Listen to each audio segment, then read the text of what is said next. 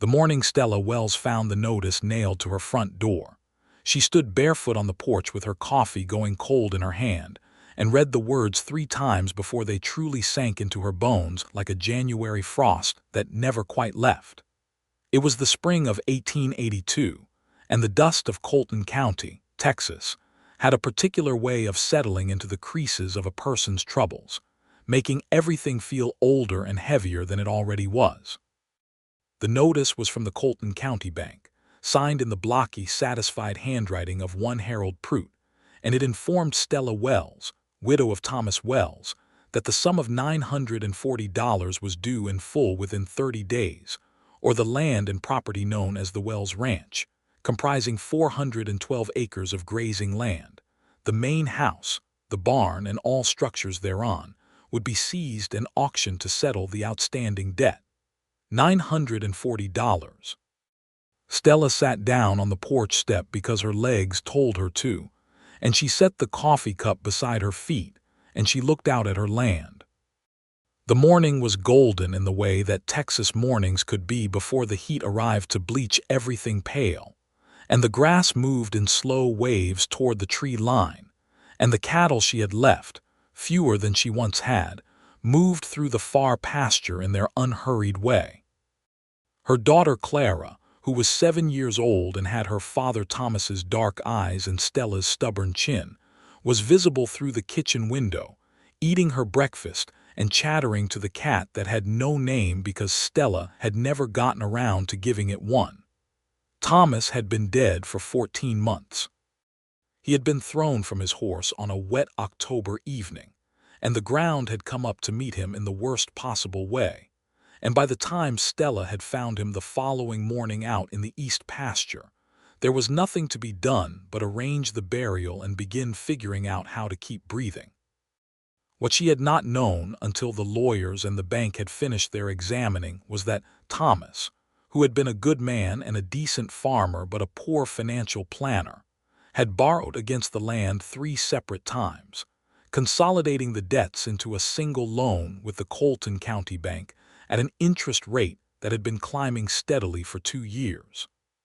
She had spent 14 months fighting that interest rate, selling cattle, cutting back, doing laundry for other women in town, taking in mending, selling the last of Thomas's good horses except for one old mare named Biscuit, and she had gotten the debt down from nearly $1,400 to $940. But $940 in the spring of 1882 was a mountain that a woman alone could not climb in 30 days, and Stella Wells knew it with the kind of calm certainty that comes after crying has stopped being useful. She picked up her coffee, found it too cold to drink, and went inside to start the day anyway, because that was what you did. The town of Colton was 12 miles east of the Wells Ranch, and Stella drove the wagon in on a Tuesday because that was when Harold Pruitt was reliably at his desk and not out somewhere being important. Harold Pruitt was 53 years old and had the particular combination of physical and moral softness that Stella found most exhausting in powerful men. He was not cruel in the theatrical way, not the way the villains in the dime novels were cruel. He was merely indifferent in a way that he had learned to dress up as regret. "Mrs. Wells," he said, folding his hands on the desk in a gesture that might have looked sympathetic from a distance, "I am glad you came in. I was hoping we could discuss the matter before it became necessary to involve the sheriff." "What terms would you consider?" Stella asked, because she had learned that the fastest way through Harold Pruitt was a direct question. Harold unfolded his hands and picked up a pen. "The bank has been patient, Mrs. Wells. We have extended and restructured twice. The board has made it clear that this is the final notice. I am asking what terms you would consider." Harold set the pen down. "Full payment within 30 days. That is the term. The board has not authorized me to offer further restructuring. And if I could bring you $700 by the end of the month." Harold made a face that he probably believed looked sympathetic. "I am sorry, Mrs. Wells. It must be paid in full." Stella stood up. She thanked him for his time because her mother had raised her to be polite even to people who did not deserve it, and she walked out of the bank into the bright spring morning, and she stood on the boardwalk with the notice folded in her coat pocket and tried to think of what she had not yet tried. She was still standing there, turning options over like stones looking for something useful underneath, when she heard the sound of hooves on the main street that was different from the usual sound. Not the heavy, ordinary clop of working horses or wagon teams. Something faster and more deliberate, a sound that had authority in it, and she turned to look. The horse was the most extraordinary animal Stella Wells had ever seen outside of a painting. He was a red roan stallion, enormous through the chest and shoulder, with a mane the color of smoke and a way of moving that made the street feel smaller around him. He was not showy about it, the way some horses were showy when their riders wanted them to be. He moved the way genuinely exceptional things moved, which was to say he moved as if he was simply being himself and the world could arrange itself accordingly. The man riding him was not what she would have expected from such a horse.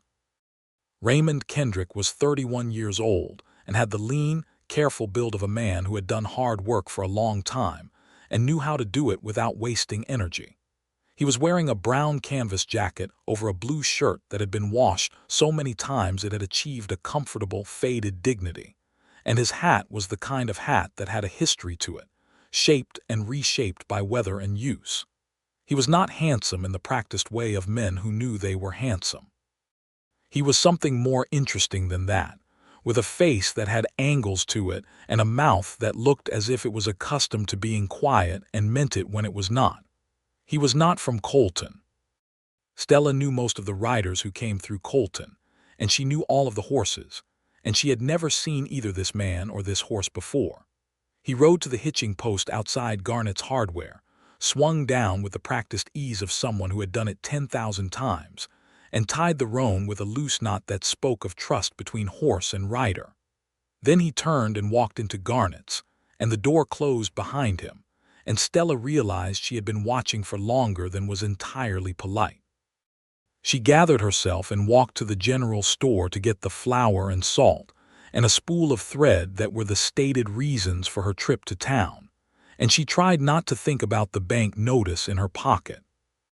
She might have given Raymond Kendrick no further thought at all, or at most filed him under the category of interesting stranger passing through, except that when she came out of the general store with her parcels, she found him crouched in the street beside her wagon wheel, examining it with the concentrated attention of someone who had identified a problem. "That wheel's going to give you trouble before you get home," he said, without looking up. Stella looked at the wheel. She could not immediately see what he was seeing. "What kind of trouble?" He stood up.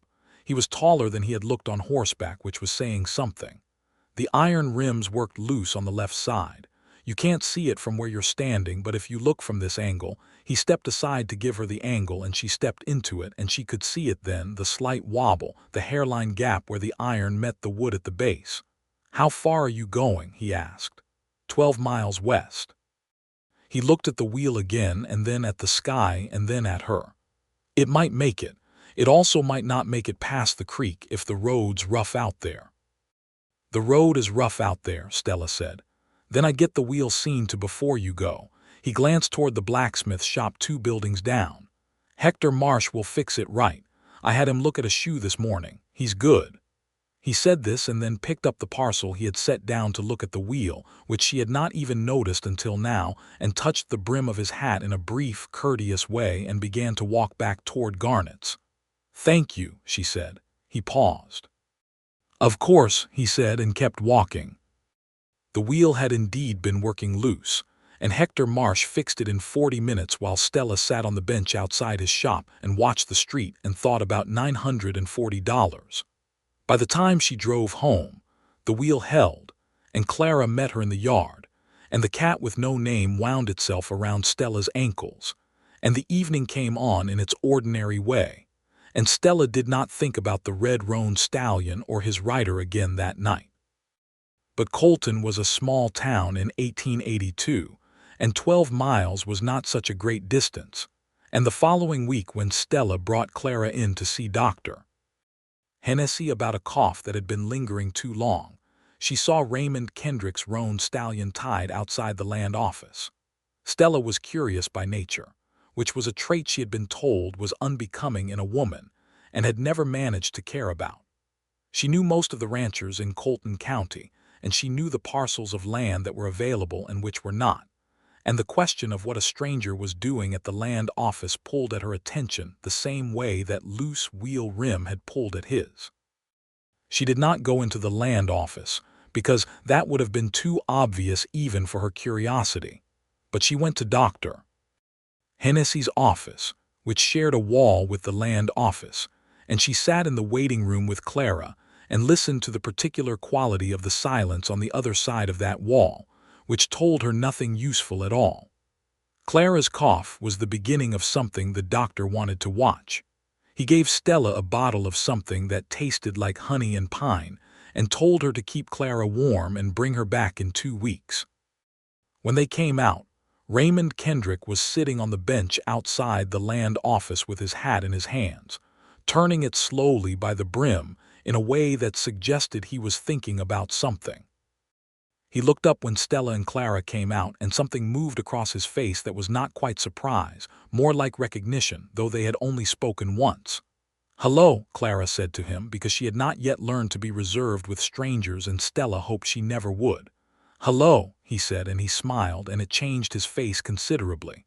"That is your horse," Clara said, pointing at the roan. It was not a question. "That is my horse," he agreed. "He is very big." "He is." "His name is Ajax." Clara considered this. "That is a good name," she said, with the authority of 7 years old. "Our horses are named Biscuit, and our cat does not have a name." "Every cat deserves a name," Raymond said seriously. "That is what I told Mama." Stella intervened before the conversation proceeded further. "Clara, come along. We need to get to the general store before it closes." She looked at Raymond Kendrick, meaning to give him only the brief nod of a courteous parting, and found that he was looking at her with a directness that was not forward or rude, but was simply honest, and it caught her off guard.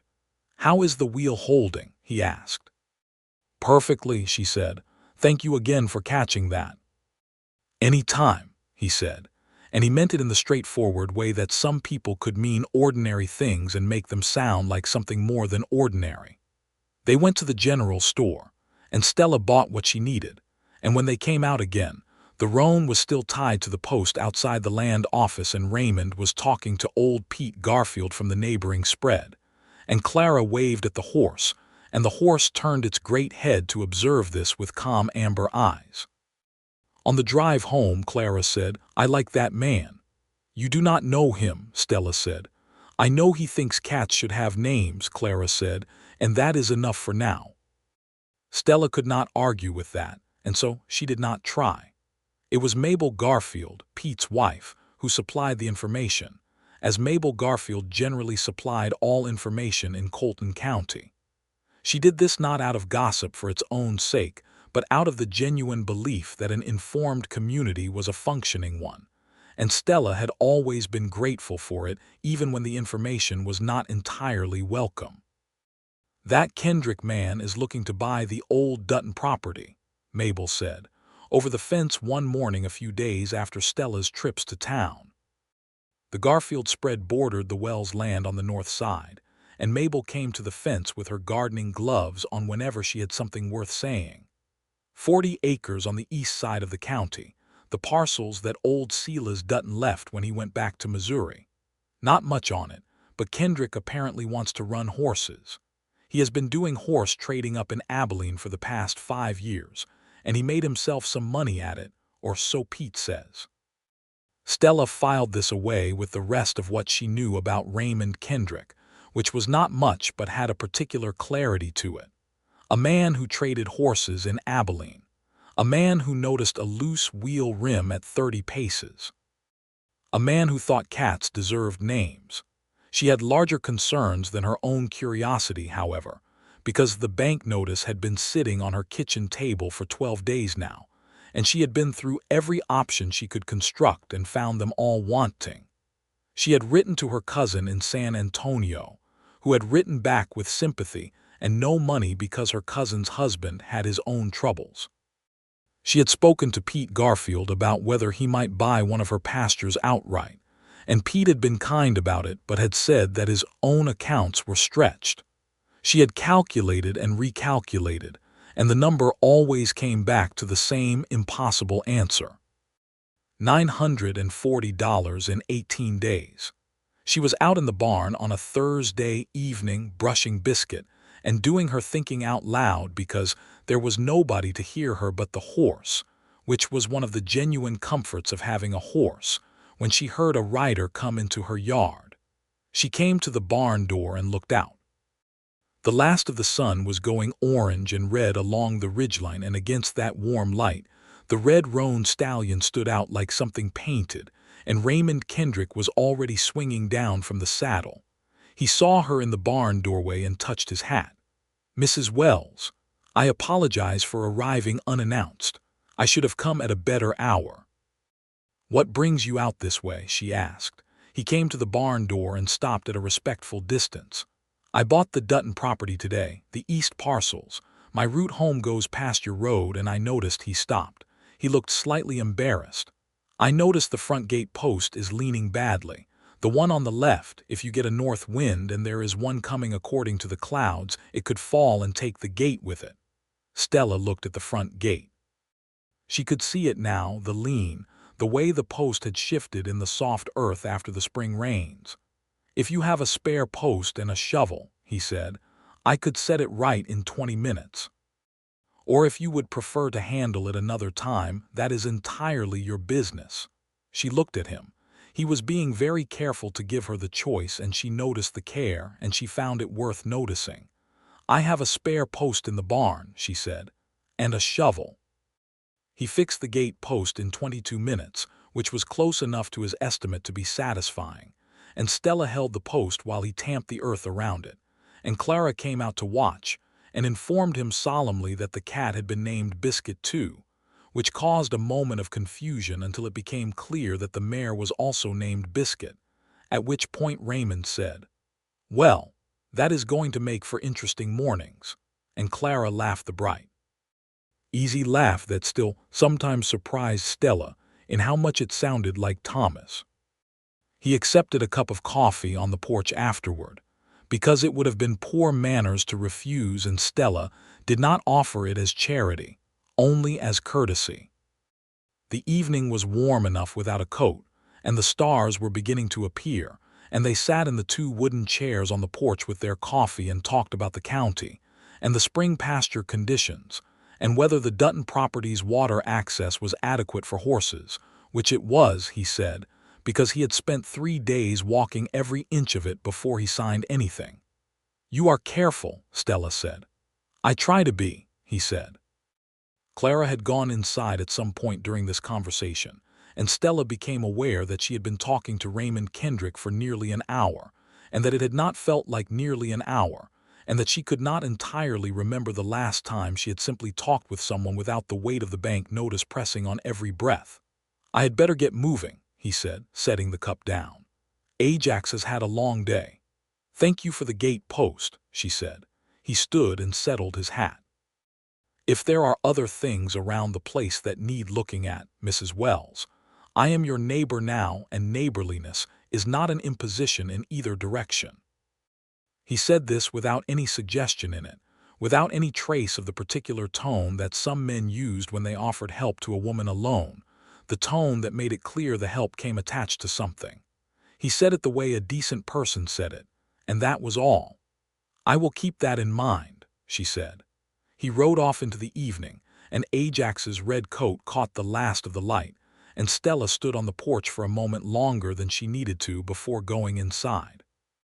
The situation with the bank came to a head not in the way Stella had expected, which was quietly and paperwork by paperwork, but in the way things came to a head in Colton County, which was in public. Harold Prout had apparently told someone, who had told someone, and by the following Monday the particular sad arithmetic of the Wells debt was common knowledge in town, which meant that when Stella drove in for supplies, she was the recipient of a range of looks from sympathy to the particular look of people who were calculating what a 400-acre auction might be worth to them. She kept her head up and bought her flour and her salt, and did not let anyone see her hands shake.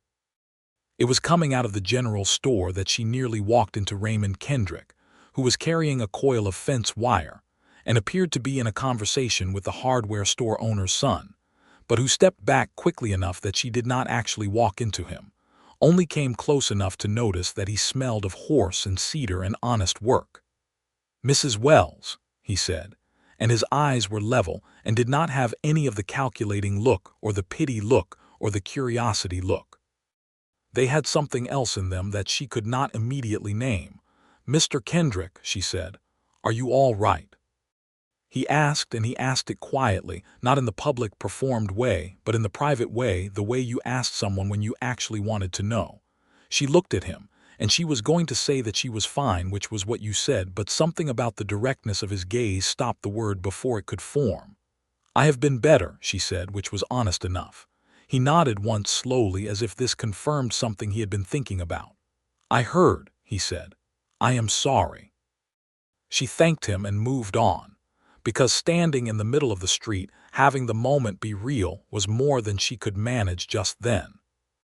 She was 3 miles out of town on the way home when she heard hooves behind her, and Ajax appeared alongside the wagon, and Raymond Kendrick said, "May I ride with you a while?" She looked at him. "That is 4 miles out of your way." "I know it," he said. She gestured with her free hand that he was welcome to do as he chose, and he rode alongside her wagon at the easy pace biscuit set, and they went 3 miles in comfortable quiet, and then he said, "I want to ask you something, and I want you to tell me plainly if it is none of my business, because it may very well be none of my business." "Ask it," she said. "How much do you need to keep the farm?" She looked at him. $940. He absorbed this. When? 17 days. He rode alongside her for another quarter mile without saying anything. "What assets do you have that you have not already tried?" "I have the cattle," she said. 32 head. At current prices that gets me maybe 400, 450. Biscuit is old and not worth selling. The land itself I cannot sell a parcel of without triggering the full debt I already asked. Anything else, she thought. The equipment. The barn has a good forge and a set of good tools, wagon and rigging, nothing that adds to 500. So even selling everything, you come up short. Yes, she said. He did not say anything else about it that day. He rode with her as far as the turnoff to his own property, where the new gate post she had helped him put up was visible from the road, and he tipped his hat and said he would see her soon, and she watched him turn Ajax onto the Dutton Road and felt, oddly, less alone than she had in 14 months. She could not have said why. He had not fixed anything. He had asked questions and listened to the answers, and that was something she had needed badly enough that having it felt significant. The week that followed was busy in the productive, distracting way that spring on a working ranch always was, with calves to monitor and fencing to check, and the kitchen garden to get into the ground. And Stella threw herself into the work with the focused energy of someone keeping a thought at bay. Clara helped with the garden with the serious dedication of a child who understood that the garden was not a game, and named each row of seeds she planted, which was so much like the cat naming episode that Stella had to turn away to hide her smile. Raymond Kendrick came by on the Wednesday of that week with 2 of his own fence posts on the back of his horse, which was not a normal thing to carry that way, and offered them without ceremony because, he said, he had seen from the road that her east fence was short a couple of posts, and he had extras. She put him to work and worked alongside him, and they talked about horses, because it turned out that Raymond Kendrick knew horses the way some people knew music or mathematics, with the ease and depth of someone who had spent their entire conscious life inside the subject. He had started in the trade at 16 in Kansas, he said, working for a horse dealer who had not been particularly honest but had been extremely knowledgeable, which had been a useful combination of qualities for learning from. He had worked through Kansas and into Texas, learning which bloodlines produced working horses and which produced beautiful animals that were not much use in the field, and somewhere along the way he had acquired Ajax, who was both. Where did you find him? Stella asked. I did not find him, Raymond said. I bred him. His dam was a gray mare from New Mexico, quarter horse stock, and his sire was a thoroughbred out of a Kentucky line. Ajax was the only foal the mare ever threw. She died when he was 2. He said this last part without sentiment, which was how people who worked with animals talked about loss, because you could not afford to carry every one of them, but Stella heard something underneath it anyway. He has been with you since he was 2, she said. 9 years, Raymond said. He knows me better than most people do. That struck her as something large and private, said simply, and she did not make more of it than he had offered, but she thought about it later, washing the dinner dishes while Clara slept, and the cat with no name that was now named Biscuit too sat on the windowsill looking at the dark. On the following Saturday, 9 days before the 30-day deadline, Stella drove to town to make one final attempt at Harold Prout. She had a plan that she had worked out carefully, involving the sale of the cattle as a partial payment and a formal request for an additional 60-day extension, with a written commitment to bring the remainder by summer.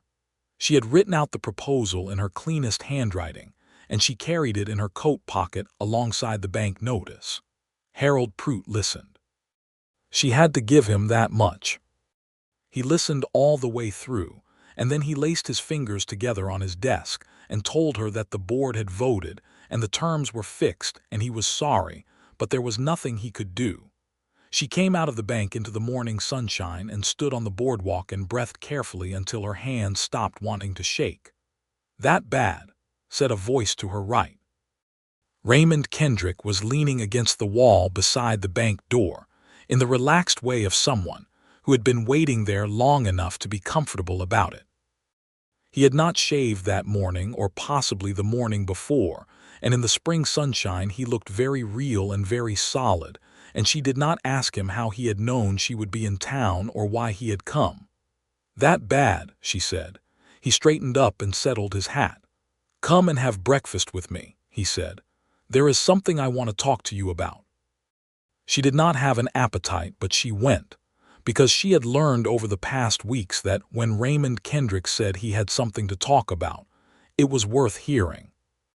They sat in the back corner of Millie Chen's dining room, which was the best place in Colton to eat, and had been since Millie had arrived from San Francisco 6 years ago with her husband James, who handled the cooking, and established the only restaurant in the county that consistently produced food worth eating. Millie brought them coffee and biscuits without being asked, because she always brought coffee and biscuits, and she had the particular quality of tact that made her refill the cups at the right moments and otherwise leave people to their conversations. Raymond wrapped both hands around his coffee cup and looked at her. I want to buy Ajax, he said. Stella stopped. What? I want to sell Ajax and apply the payment to your debt.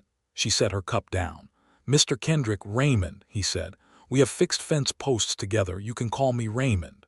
Raymond, she said, and she heard the new weight of his given name in her mouth.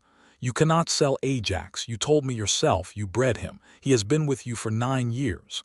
I know what I told you, he said, and I know what Ajax is worth. I have had offers on him before. Holt Deering out of Austin offered me $1,100 for him last fall, and I said no because I was not ready to sell. I am ready now. She looked at him across the table. The morning sun was coming through the window at an angle that made everything look both sharp and warm, and she was aware of the specific, detailed way she was seeing his face, the set of his jaw and the steadiness of his eyes, and the line of tension across his shoulders that told her this was not easy for him even though he was presenting it as simple. Why? She said. He picked up his coffee cup and set it down again without drinking from it. Because you should not lose that farm. Because Clara should not lose that farm. Because you have worked too hard and Thomas Wells owed too much and the bank is not going to give you a fair chance and I can do something about it. He paused. And because I want to. You barely know me, she said. I know you enough, he said. She sat with this. Outside, the main street went about its business, and Millie refilled someone's coffee at a table near the door, and a wagon went by, and the ordinary world carried on. "Even if I let you do this," she said, "which I am not saying I will, Ajax is worth 1,100. The debt is 940. You would be losing money. The 160 difference is mine to do with as I choose," he said, "and what I choose is this. Raymond." She said his name again, and it still felt significant. "Ajax is how you make your living. He is how you run your horse operation. Without him you are starting over. I have 2 other good horses," he said, "and I have the Dutton property. I can build again." He looked at her steadily. "I have been building from nothing before. I know how to do it." She was quiet for a long time. The biscuits sat between them, and the coffee cooled slightly, and Raymond did not fill the silence with anything, which was one of the things she was beginning to understand about him, that he knew the difference between a silence that needed filling and one that needed keeping. "I cannot let you do that for nothing," she said finally. "I am not asking for anything," he said immediately, and he meant it. She could hear that he meant it entirely. "I know you are not," she said. "I am saying that I cannot accept it without some form of—" She stopped. "I am not talking about money. I am talking about what it means to accept something like this from a person." He was very still. "What does it mean?" he said. She looked at him. "I think it means that I would like to know you better." "If that is not, if you had not considered Stella," he said, and it was the first time he had used her given name, and it landed somewhere in the center of her chest. "I have thought about very little else for 2 weeks." She breathed. "Okay," she said. "Okay to knowing each other better," he said, not as a question, just making sure he had understood. "Okay to knowing each other better," she said, "and okay to—" She picked up her coffee cup. "We will talk about the other thing after I finish this." He almost smiled. "Fair enough," he said. They sat in Millie's dining room for another hour, and what happened in that hour was not dramatic or sudden. It was more like the slow certainty that comes when 2 things that have been moving toward each other finally arrive at the same place at the same time, and look around, and find that the place is good. They talked about Clara, and about Thomas, whom Raymond listened to her speak of without any trace of the particular male discomfort that some men showed when confronted with the prior lives of widowed women. They talked about Kansas, and about San Antonio, and about horses, always about horses, because it was where Raymond's mind returned naturally, the way water returns to its course. They talked about the spring, and about what needed doing on both their properties, and about whether the Dutton property had enough natural shade for a summer horse pasture. And somewhere in the middle of this, Stella noticed that she had stopped carrying the bank notice in her mind like a stone and had set it down for just a while, and the relief of that was significant. When they came out of Millie's, they stood on the boardwalk in the late morning sun, and she said, "I need to think about what you offered, about Ajax." "Take whatever time you need," he said. "There is still 9 days. Will you come to supper on Friday?" she said. He looked at her.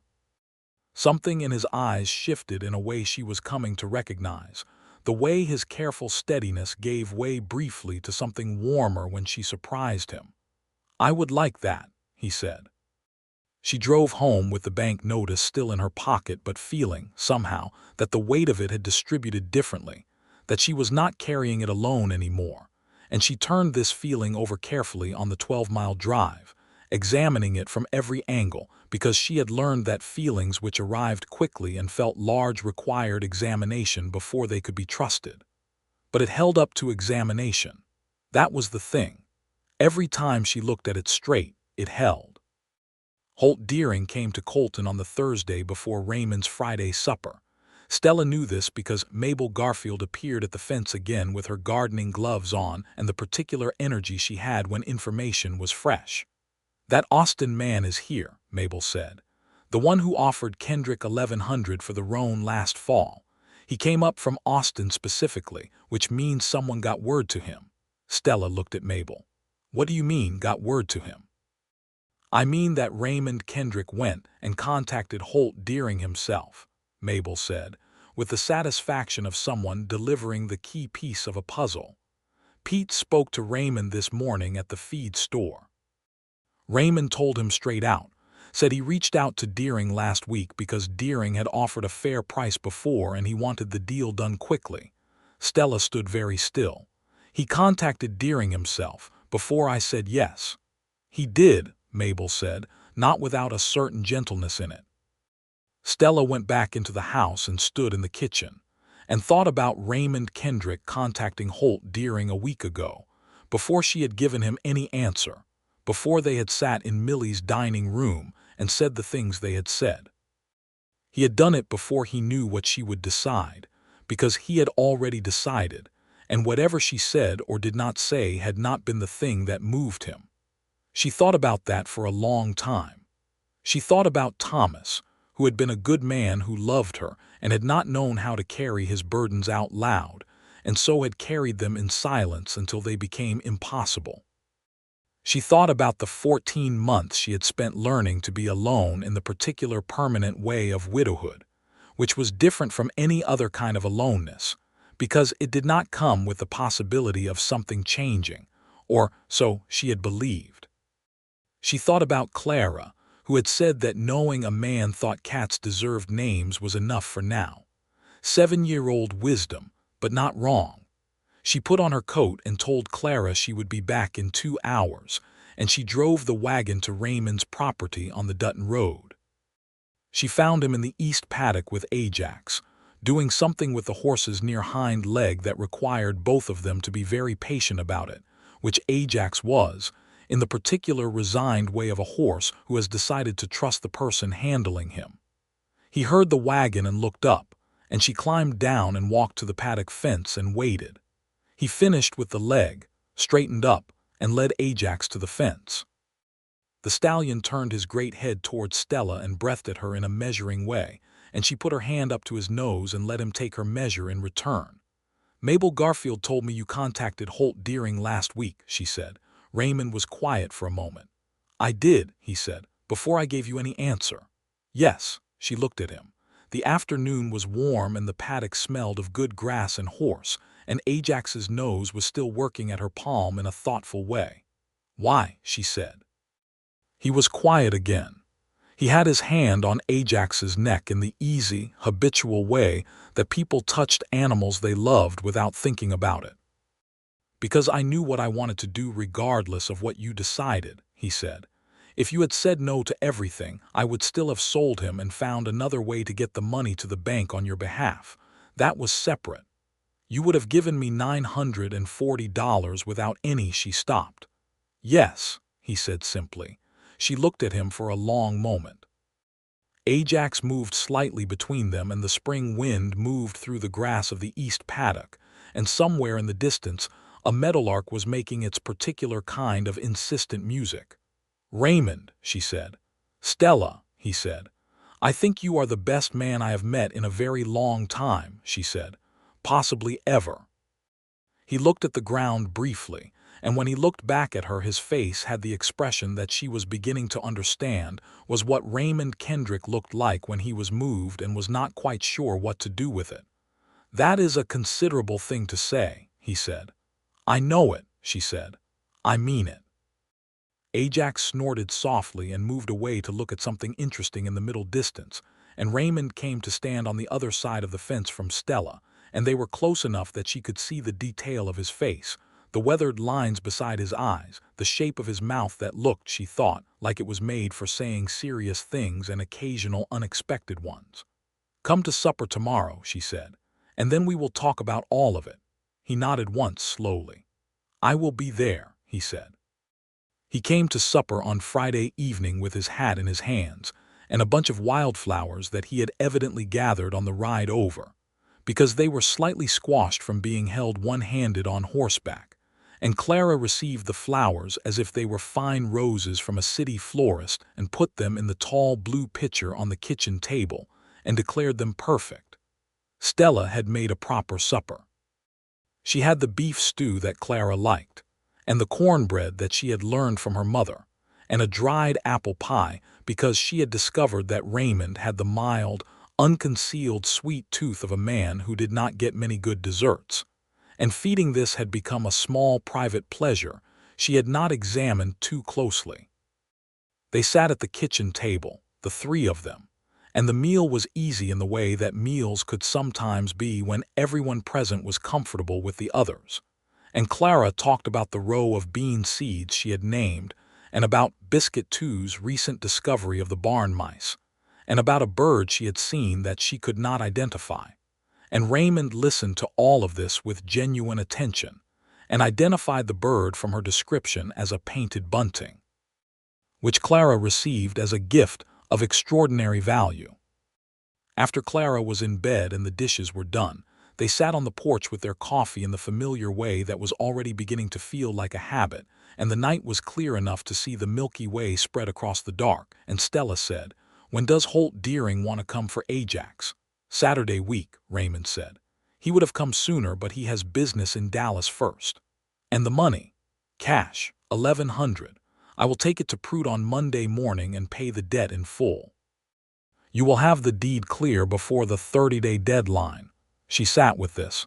"You should keep the 160, she said. "I was planning to," he said, and she heard the slight dry edge in it that was what Raymond Kendrick sounded like when he was being the smallest amount funny, and she smiled at the dark. "Raymond," she said. "Stella," he said, and she had come to notice that he only used her full given name when he was being serious, and he was always being serious when he used it. "What happens after?" she said. "After the debt is paid and the farm is mine free and clear, and you are my neighbor with your 40 acres and your 2 horses and no Ajax." He was quiet. The porch held both of them in the warm night, and the stars were very clear. "I would like," he said slowly, carefully, "to continue to be your neighbor, and I would like to know you better, as we said, and I would like, if it was agreeable to you and to Clara, to be a person in your lives in whatever way was right." He paused. "I am not a man who says things before I know if I mean them, so I am not going to say more than that tonight, but I mean every word of what I said." She looked at him in the starlight.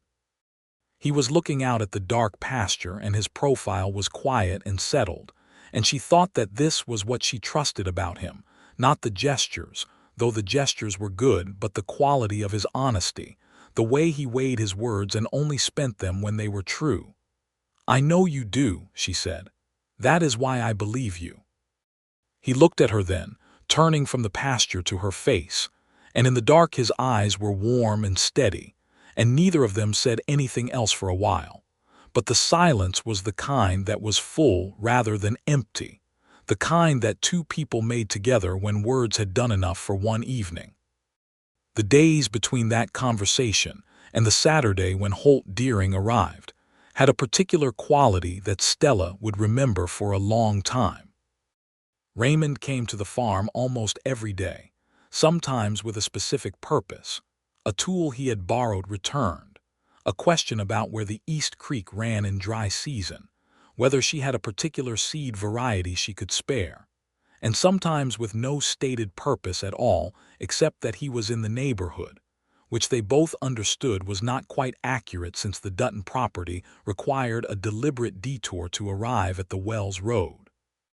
Clara attached herself to him with the comfortable certainty of a child who had made a decision and saw no reason to be tentative about it. She showed him every row of her garden and explained the names at length. She made him evaluate Biscuit Two's hunting technique, which he did seriously. She asked him questions about horses that she had been saving up, apparently, for a person who would answer them properly. One afternoon Stella came out of the barn to find Raymond sitting on the porch steps teaching Clara to do a simple rope braid, their 2 sets of hands working the rope together while he talked her through the steps with patient precision, and the sight of it stopped her where she stood for a moment, not with sadness, not with any complicated feeling, but with something simple and clear that she recognized as happiness. She walked toward the porch, and Raymond looked up and caught her eyes, and something passed between them that did not need to be spoken and was better for not being spoken. On the Friday evening before Deering's arrival, Raymond came over and they sat on the porch again, and this time the comfortable ease of previous evenings had a different quality, heavier with the thing that was coming tomorrow and what it meant. "Are you sure?" Stella said. She had been asking herself this question on his behalf for a week and a half, and she was going to ask it one more time and then let it go, because a person who had thought something through as carefully as Raymond thought through everything did not need to be asked past the point of courtesy. "Yes," he said. "Ajax is Raymond. He is not just a horse. He is 9 years of your work. He is." "I know what he is," Raymond said quietly. "I also know that things have a time. And this is Ajax's time to go to a man who can afford to breed him properly and get more from him than I have the resources to get. Ajax was never going to stay with me forever. That was always the plan, to sell him when the right offer came at the right time." He paused. "The time being right for someone else as well is what makes it worth doing now." She looked at him. "That is a very calm way to feel about losing something you love." He was quiet for a moment. "I did not say I was calm about it," he said. "I said I was sure about it. Those are not the same thing." She reached across the space between the chairs and put her hand over his, which was resting on the arm of the chair, and he turned his hand over and held hers, and they sat like that until the stars came fully out, and neither of them commented on it, because some things did not need commentary. Holt Deering arrived at Raymond's property on the Saturday morning at 9 o'clock. He was a big man from Austin, well dressed in the way of men who had made money from horses without having to work them personally for the last 20 years, and he came with a hired hand and a fine trailer setup, and the $1,100 in a leather wallet that he presented to Raymond as if he was doing him a favor, which Stella supposed in some technical sense he was, except that the favor was running in every direction. Stella had come with Raymond. She had asked if she could, and Raymond had said yes without question, and she had brought Clara too, because Clara would not have forgiven her for missing it. Ajax was saddled and gleaming in the morning sun. Raymond had groomed him to the kind of perfection that was also a farewell, every inch of him brushed and combed, and the hooves picked clean and the mane lying flat and dark. The stallion stood in the yard as if he knew something significant was occurring, which Stella thought horses probably did, in their own way. Raymond and Holt Deering exchanged the wallet and signed the papers, and the hired hand took Ajax's lead, and Ajax went with him but looked back once at Raymond with the amber eyes that saw everything, and Raymond stood straight and still and did not look away, and Stella watched his face do the thing she had predicted it would do, which was go through something large and arrive on the other side still steady, because that was the architecture of Raymond Kendrick.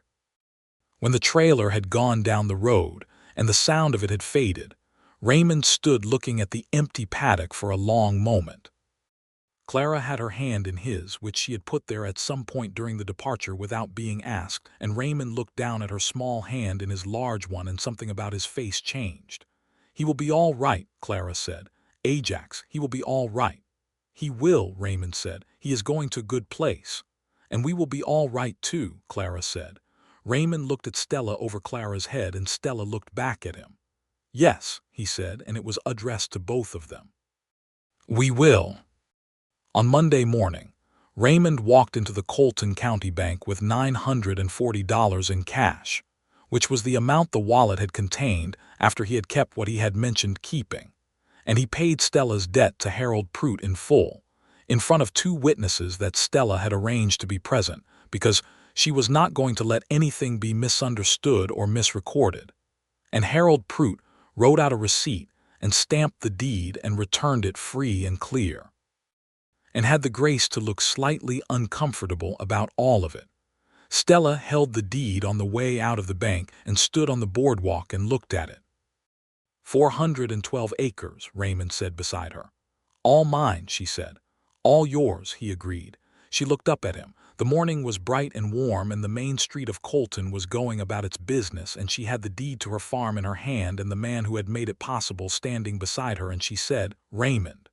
"Yes," he said. "Thank you," she said.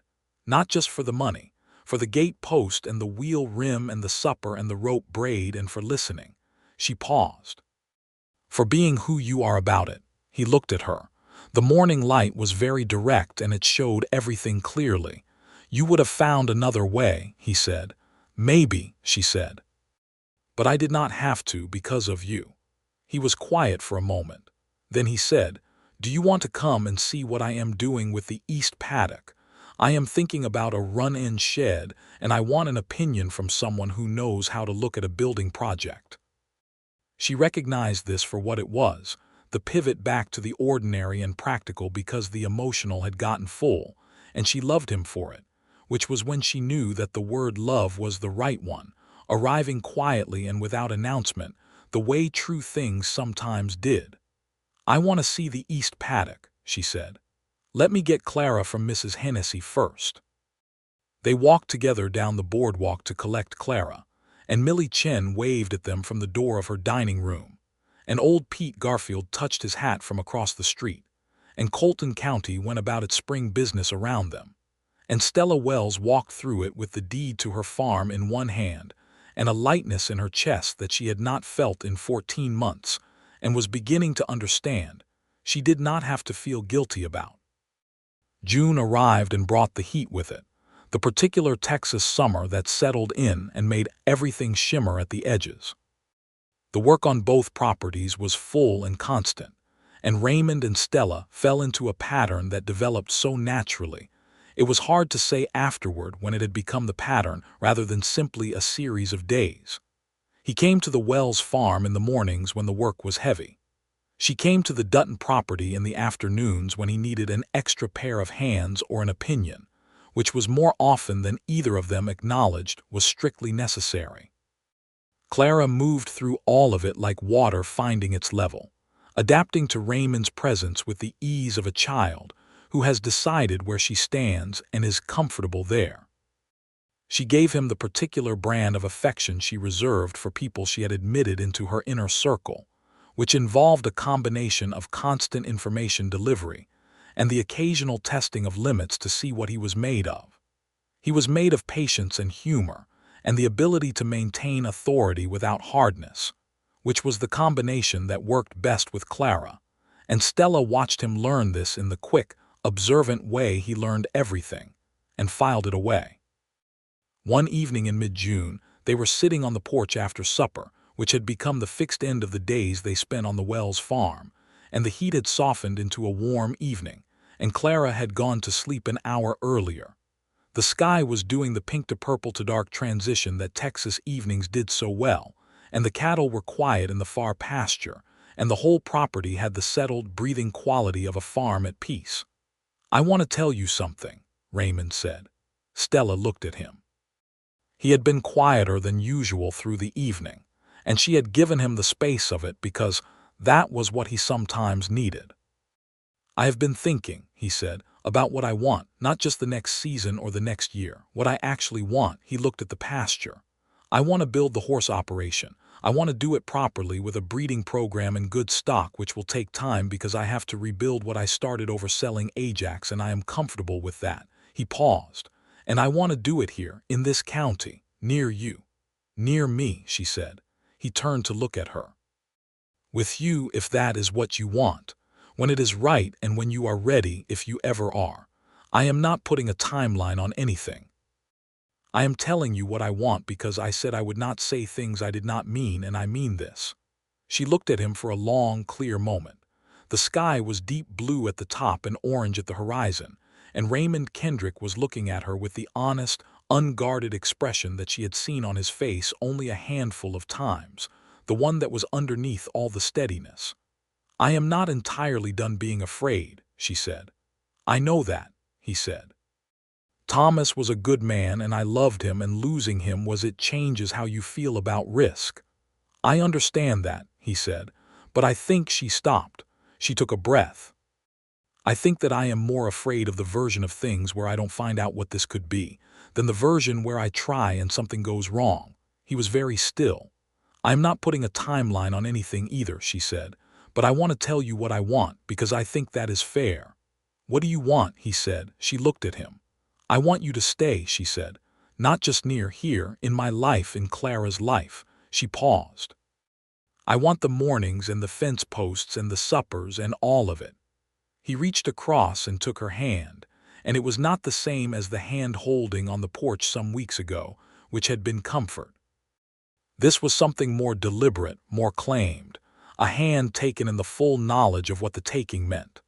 "Then I am staying," he said. The summer deepened and the pattern changed without changing, because it was the same mornings and evenings and work and suppers, but with something settled in it now, an agreement made, a future that was being built in tandem. Raymond had 2 mares he was working with, solid quarter-horse stock he had bought from a breeder down in San Marcos, and he talked about what he was looking for in the next stud, with the focused excitement of someone whose imagination was fully engaged in what they loved. Stella's cattle had their best summer in 2 years, which was partly luck and partly the close attention she was paying now that the cloud of the debt had lifted, and by July she had 38 head and could see the next year being better than this one. The kitchen garden that Clara had named into existence was producing more tomatoes than any of them could eat, and Mabel Garfield was the beneficiary of several baskets worth, which Mabel received with the gracious pleasure of someone who understood that generosity was circular. Clara turned 8 in August, and Raymond built her a wooden toy chest with her name carved into the lid, and Clara received this with the contained but profound delight she reserved for things that were both beautiful and useful. She kept the toy chest for many years, and the name never faded. On an evening in September, Raymond asked Stella to marry him. He asked her on the porch in the usual chairs, which felt right because the porch was where they had become themselves in relation to each other, and he had a ring that had been his mother's, a small and honest ring with a single garnet that caught the light in a warm and modest way. He said, "I love you, Stella Wells. I have known it since the morning in Millie's when you looked at me straight and said you had been better, and I understood that you were a person who told the truth even when it was costly. I would like to spend the rest of my life being the person next to a person like that."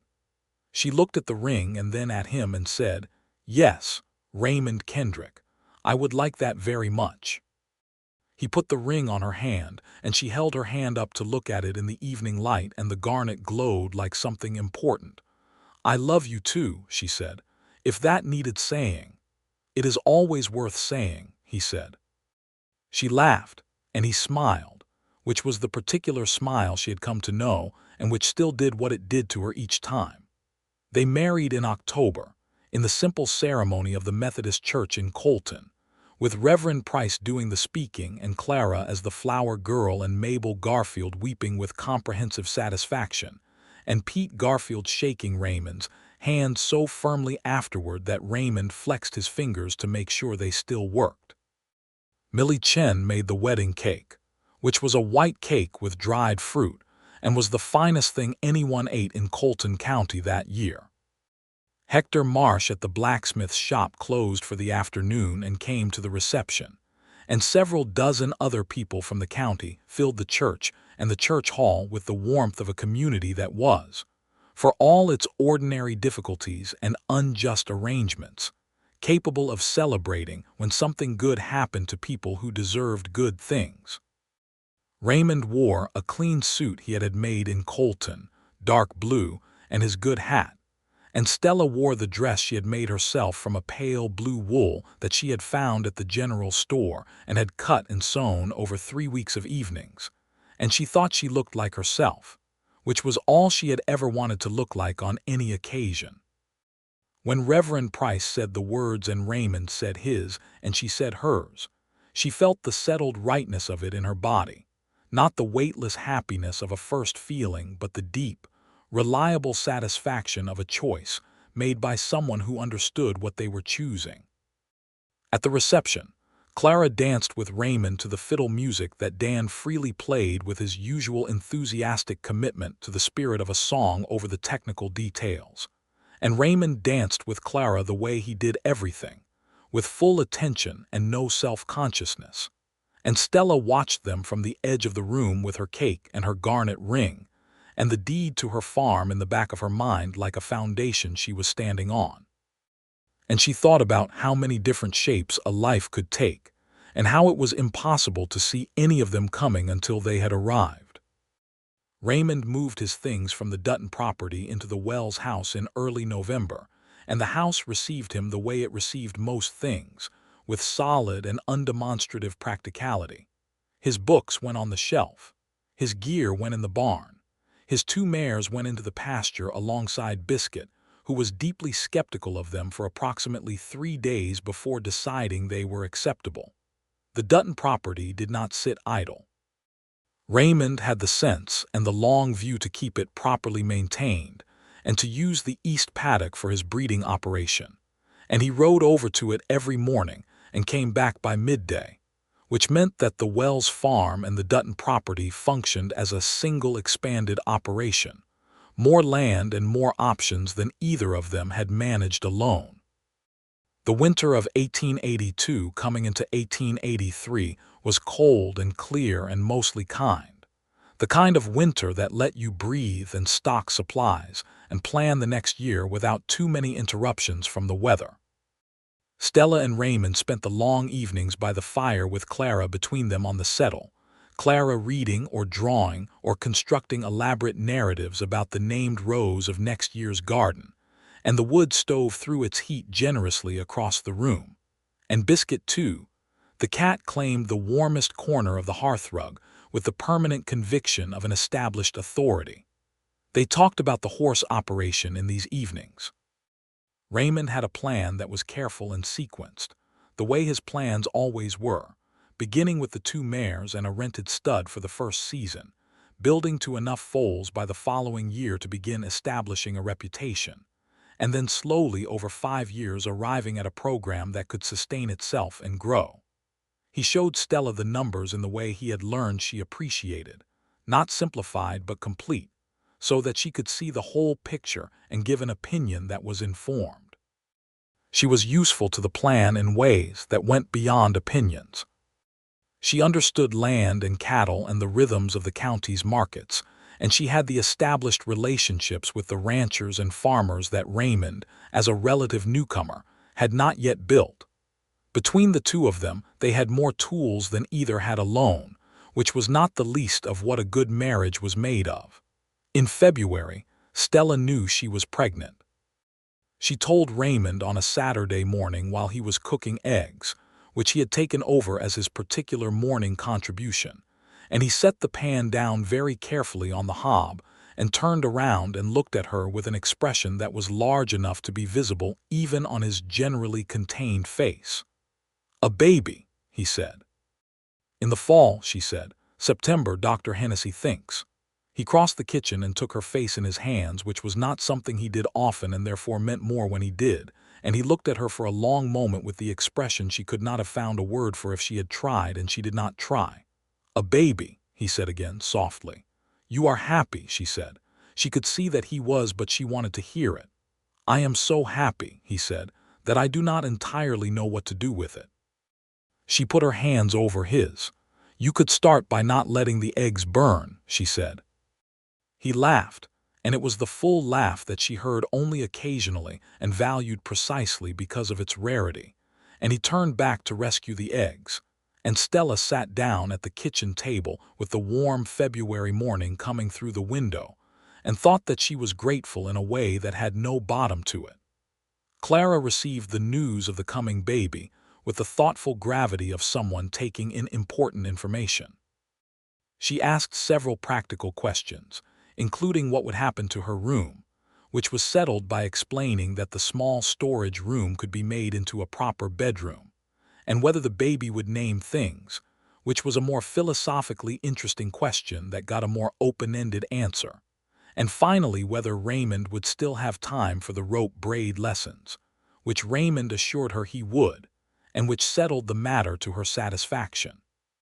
Spring came back around, the second spring of Stella's acquaintance with Raymond Kendrick, and it felt different from the first, not because it was less beautiful but because she was watching it from a different place. Last spring she had stood on this porch with a cold cup of coffee and a bank notice, and the specific weight of someone carrying too much alone. This spring she stood on the same porch with her coffee warm, Clara visible in the garden giving instructions to the newly planted bean rows, Raymond visible in the far paddock working with the younger of the two mares with the patient, systematic approach he brought to all horse work, and the small but insistent presence of the coming baby making itself known in the way that second trimester babies did. The first foal arrived in April, a bay filly from the older mare, solid-bodied and bright-eyed and immediately in possession of the particular confidence that some horses were born with. Raymond named her Meridian because she had arrived precisely at noon, and Clara approved the name after brief consideration. Meridian was the first, but she was the indication of a direction.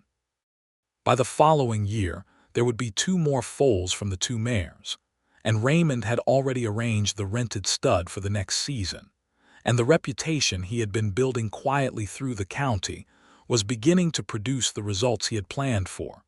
Inquiries from ranchers who needed working horses, interest from a buyer in Fort Worth who had heard about the quarter horse stock at the Kendrick operation on the Dutton property. The summer was hot, and Stella grew larger and slowed down, which did not suit her temperament but which she managed with the pragmatic accommodation of someone who understood that some negotiations were not negotiable. Raymond took on more of the cattle work without comment, and Clara appointed herself Stella's official companion and errand runner, with an executive authority that was both touching and occasionally excessive. September arrived, and with it the baby. It was a long night and a longer morning, with Dr. Hennessy and Mabel Garfield present, and Raymond outside the bedroom door for most of it in the particular contained agony of waiting that was all a man could do in 1883. Clara had been sent to the Garfield farm for the duration, and was conducting her own vigil from a distance that she found very frustrating. At 7 in the morning on a September Tuesday, the same month and almost the same temperature as it had been when Thomas had died 2 years prior, Stella Wells Kendrick brought into the world a boy. He was solid and loud and had Raymond's coloring and Stella's mouth, and an opinion about being born that he communicated without any reservation. Raymond came into the room when Dr. Hennessy allowed it, and Stella watched her husband's face when he looked at his son for the first time, and it was one of the things she carried with her for the rest of her life. They named him Thomas Raymond Kendrick. Thomas for the man who had worked this land and loved Stella truly and built something that had needed protecting, and Raymond for the man who had protected it and then built something else on top of it. And the two names together felt like the right kind of continuity, the honest kind that did not erase anything, but instead held it carefully and carried it forward. Clara came home from the Garfields, and was escorted in to meet her brother with a ceremony she had been planning during the vigil, which involved a gift of 3 named items from her collection of treasures: a smooth river stone, a blue feather, and a small carved wooden horse that Raymond had made her in the winter. She placed these beside Thomas Raymond's cradle with the gravity of a significant transaction and announced that he was welcome. "You may call him Tom," she told him, as if this settled the matter. "That is a good name for someone small." Tom was a good name for someone small, and it became what everyone called him, which was how Thomas Raymond Kendrick became Tom Kendrick, and answered to it cheerfully for the rest of his life. The years that followed were not without difficulty, because years never were, not on a working ranch in Texas in the 1880s, and not in any life where 2 people were trying to build something real. There was a hard winter in 1885 that took 2 of Raymond's horses and set the breeding program back by nearly a season. There was a dry summer in 1886 that made Stella watch the pasture with the calculating worry of a woman who knew how close margins could be. There were arguments, the kind that happen between strong-willed people who are living close together and doing hard things, and they had them honestly and resolved them honestly and were better for both. But the operation grew. By 1886, the Kendrick horse program was known in 3 counties, and Raymond had begun the careful process of acquiring a better stud, which he did in the spring of that year, a gray quarter horse out of a reputable line in New Mexico, sound and well-tempered and productive. The gray's first foals began arriving in 1887, and they were what Raymond had predicted they would be, solid working horses with good minds, exactly the kind that ranchers across the county were willing to pay a fair price for. Stella ran the cattle operation with the steady competence she had built through the hard years, and she took on a hired hand, a young man named Cobb Davis, who was 18 and good-natured and willing to learn everything anyone would teach him, and who became, over the next few years, a fixture of the Wells Kendrick operation in the comfortable way of someone who had found his right place.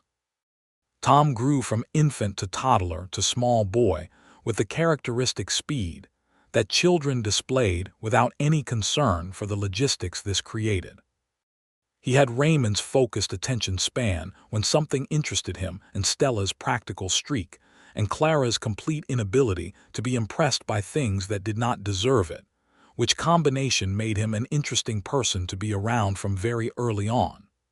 Clara, for her part, was turning into someone remarkable, which Stella had suspected from the very early days and which became more evident every year. She was sharp and curious, and had developed a talent for mathematics that surprised her teacher at the Colton schoolhouse and prompted Stella to think carefully about what options existed for a girl with a mathematical mind in 1887 Texas, which was not as many as should have existed but more than nothing, if you were willing to look hard.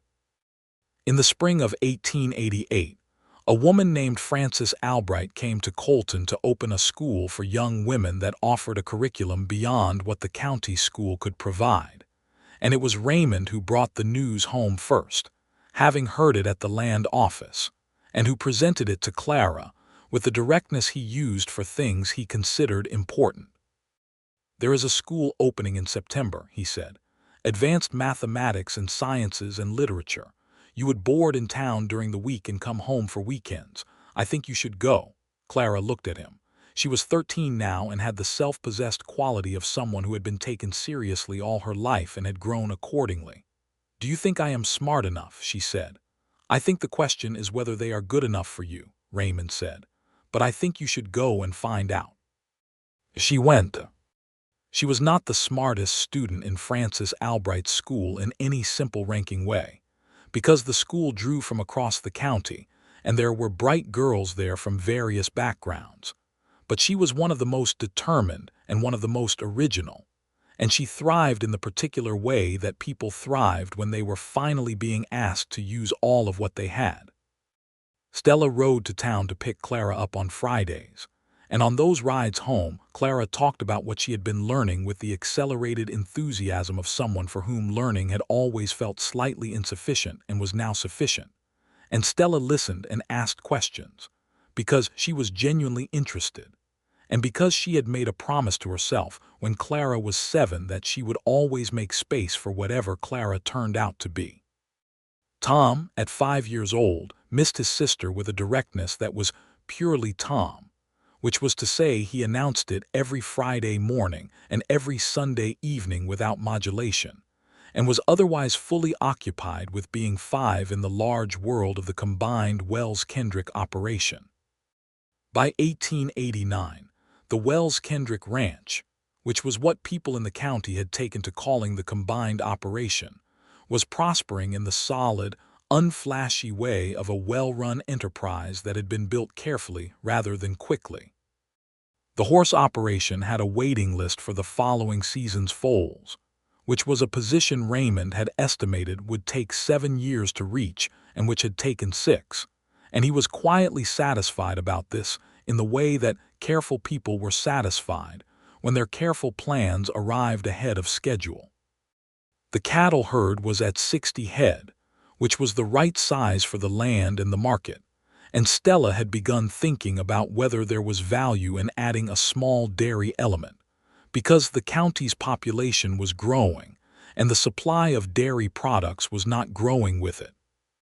She was working out the numbers in the systematic way she had learned from watching Raymond work out his numbers, and she thought the answer was probably yes, but she wanted to be sure before she said so. Raymond was 38 that year, and Stella was 34, and they had been married for 7 years, and the marriage had the quality of something well-made and well-used, the character that comes to things that have been through weather and have held. They still sat on the porch in the evenings when the day allowed it, and they still talked about the things they were thinking about, and they still sometimes sat in the comfortable silence that did not need filling, and Raymond still used her full name when he was being serious, and she still found it worth noticing.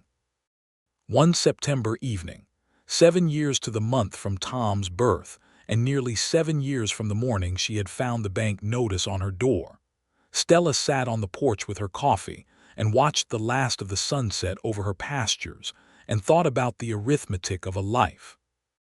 Raymond came out and sat in his chair, which was his chair because that was simply how it had become, and he picked up his own cup and the evening settled around them. "Tom asked me today," Raymond said, "if Ajax was going to come back." Stella looked at him. "What did you tell him?" "I told him that Ajax had gone to do important work somewhere else and that it was a good thing, not a sad thing." He paused.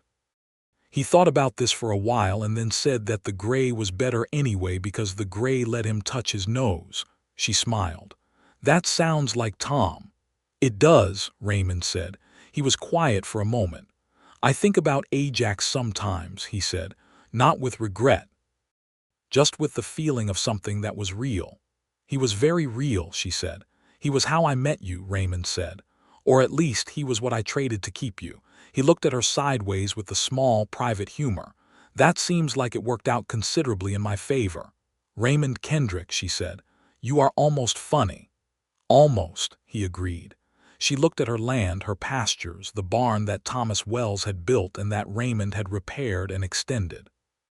The cattle were settling for the evening, and the horses in the far paddock were visible as dark shapes against the dimming sky, and the light in the kitchen window meant Clara was home for the weekend and was probably doing her mathematics at the kitchen table, and the sound from somewhere in the house was Tom's particular high-pitched running commentary on whatever he was currently engaged in.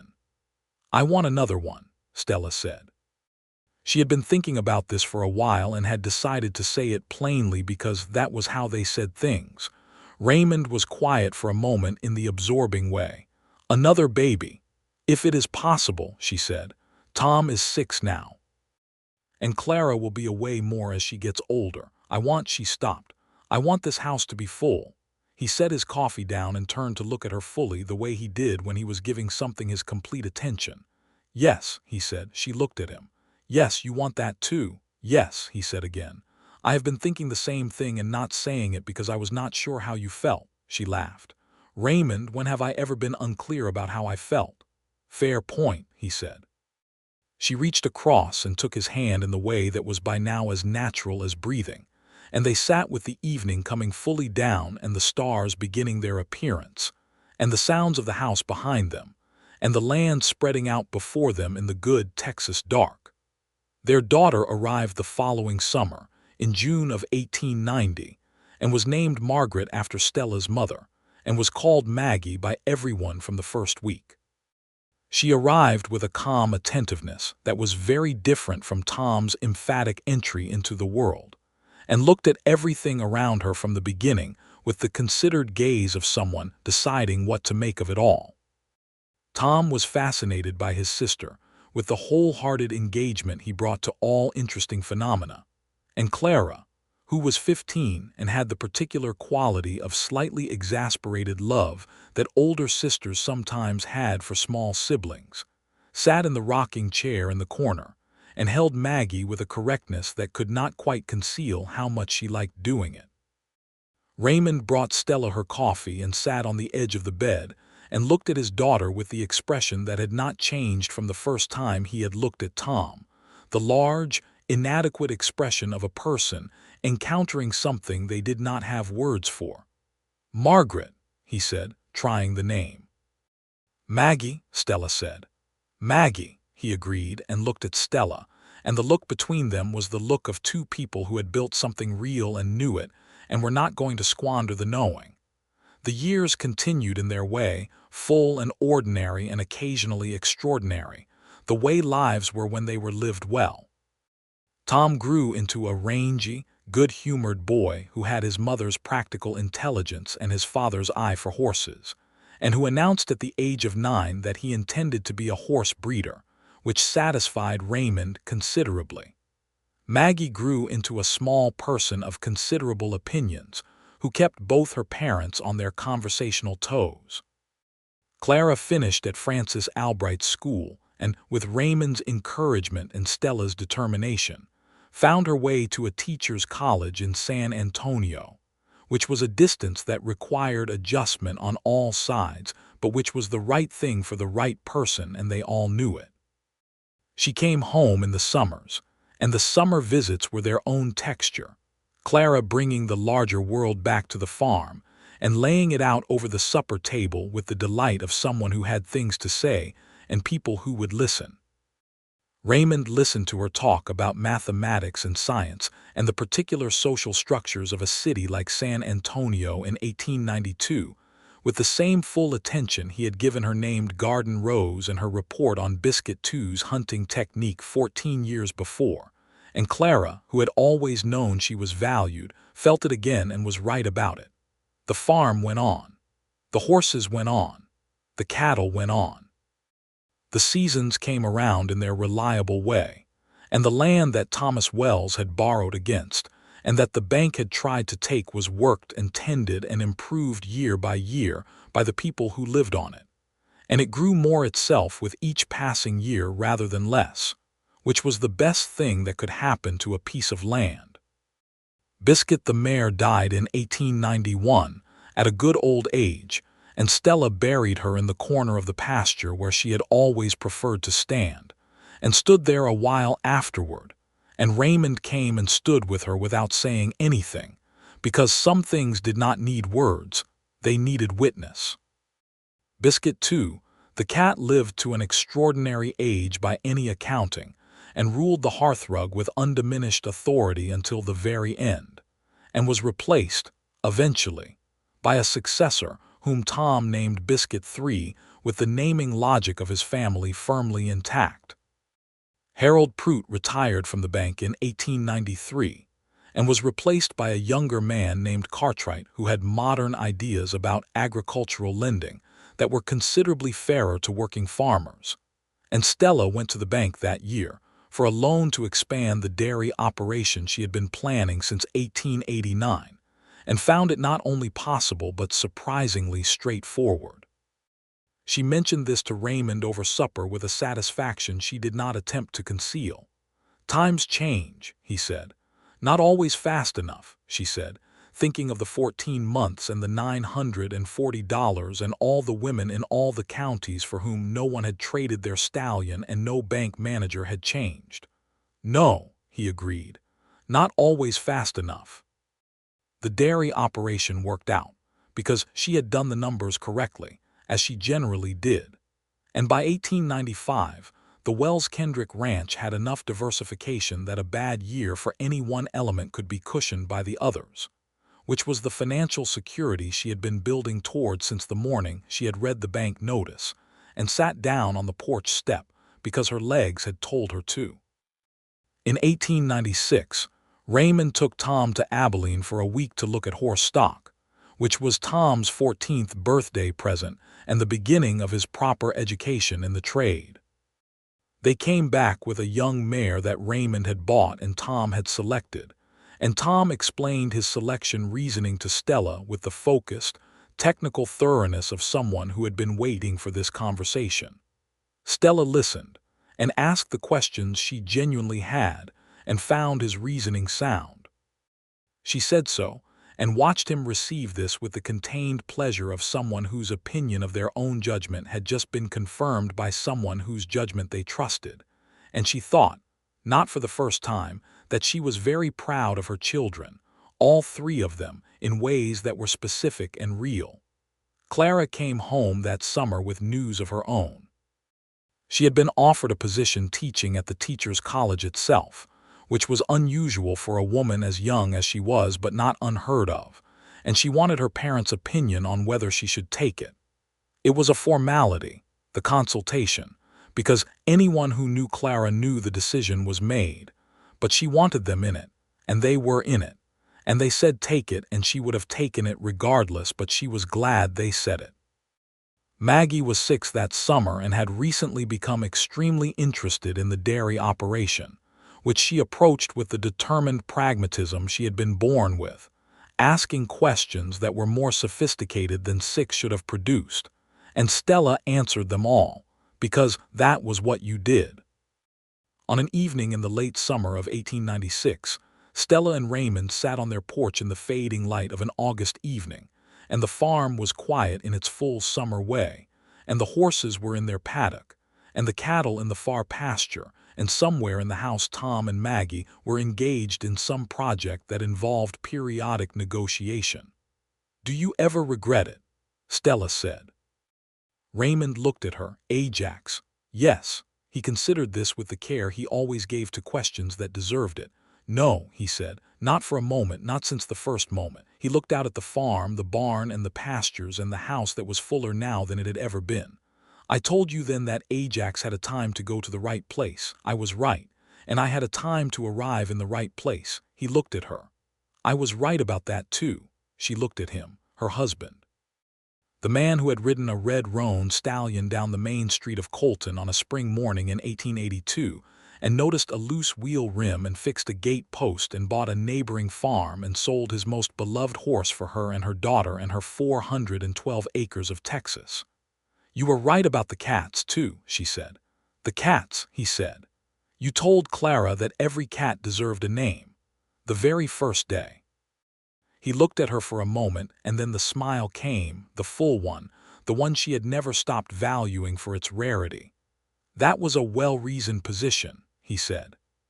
She reached across and took his hand, and the evening came on in its quiet way, and the stars arrived one by one, and the farm breathed around them in the good and settled manner of a place that had been fought for and won and loved properly.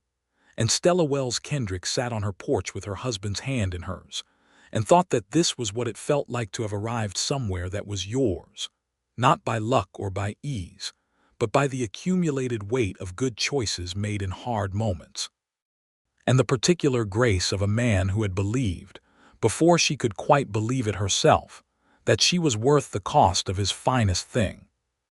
The summer turned toward fall, and the fall turned toward the winter that would turn back toward spring, and the Wells Kendrick Ranch on the Texas plain continued its life in all its ordinary and extraordinary particulars.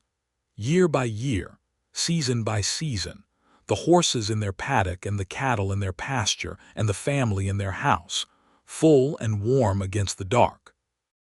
And on the porch, in the 2 chairs that had always been their chairs, Raymond and Stella Kendrick sat with the evening around them and were grateful, in the quiet and lasting way of people who knew what gratitude cost, and paid it willingly, and found it the best investment they had ever made.